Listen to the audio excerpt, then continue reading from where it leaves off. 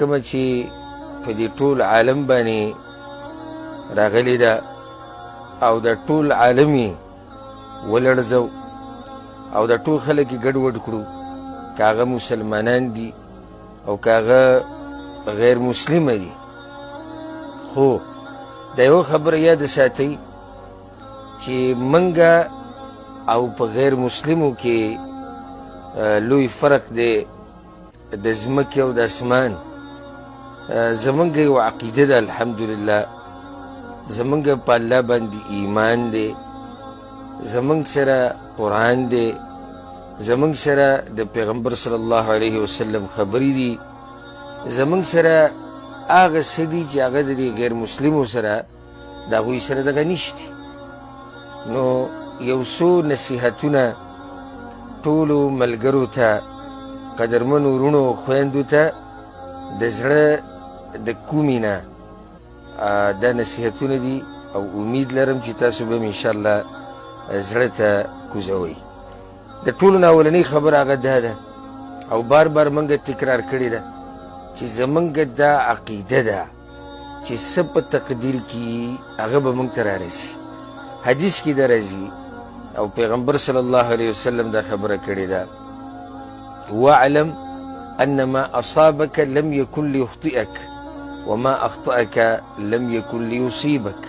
دا خبره یاد ساته چې څه تاته در ورسېدو دا تا نه اوړېدو واله نه او څه چې تا نه واوړېدو دا تاته در رسېدو واله نه.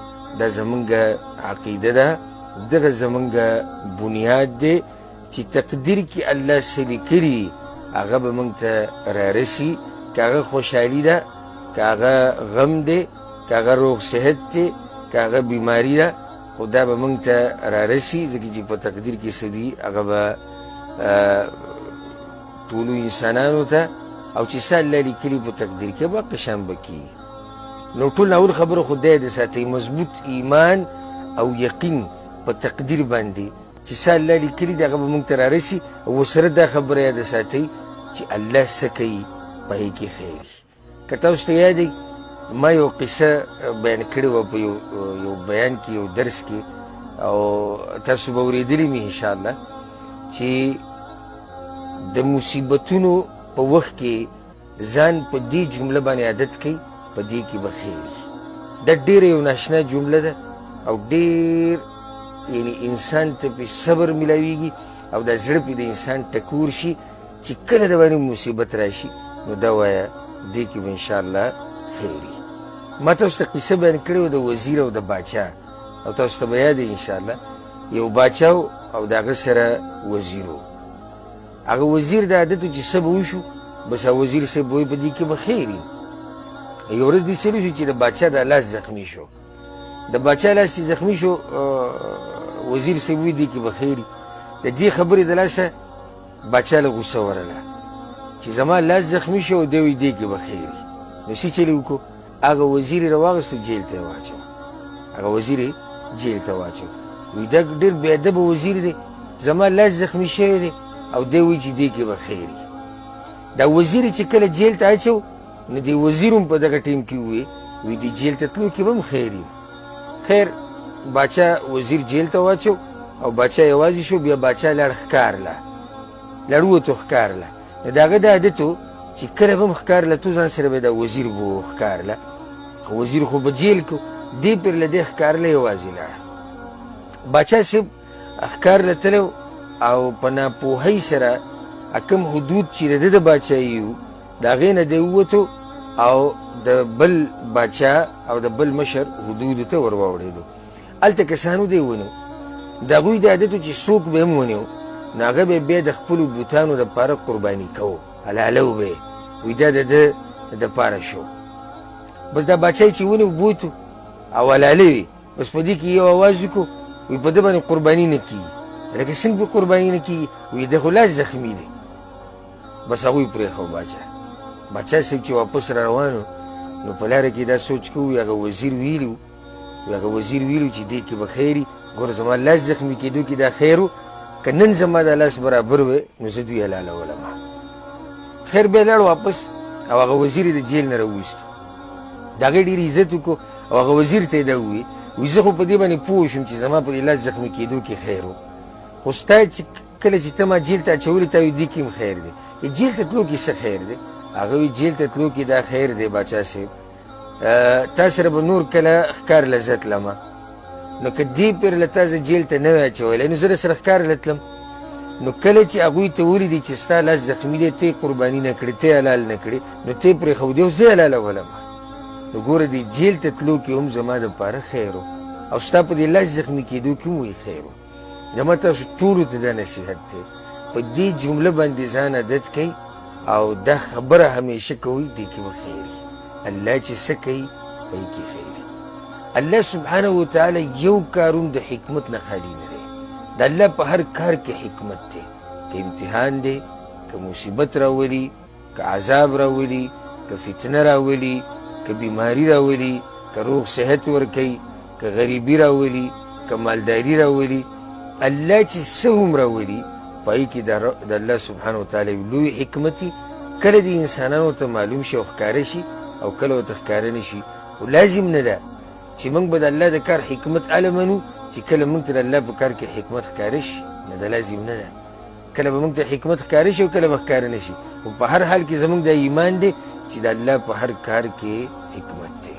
د هغې نه بعد بیا دویمه خبرې له راځم، هغه ده دا ډېره اهمه خبره ده. بعض مولیان سی چل کوي او بعض عوام د توکل په الله باندې یقین او د هغې سره حفاظتي تدابیر د یو بل سره جنګوي. چېرې که اوس یو مسلمان ویني او هغه خولې ته هغه ماسک اچولی یا لاسونو ته دستاني اچولي یا د چا سره لاس نه میلاوي یا د سړي نه لرې ودرېږي، نو په ټکه پې دا فتوا ولګوي وایي دی په الله باندې یقین نشتي او په الله باندې اعتماد نشتی.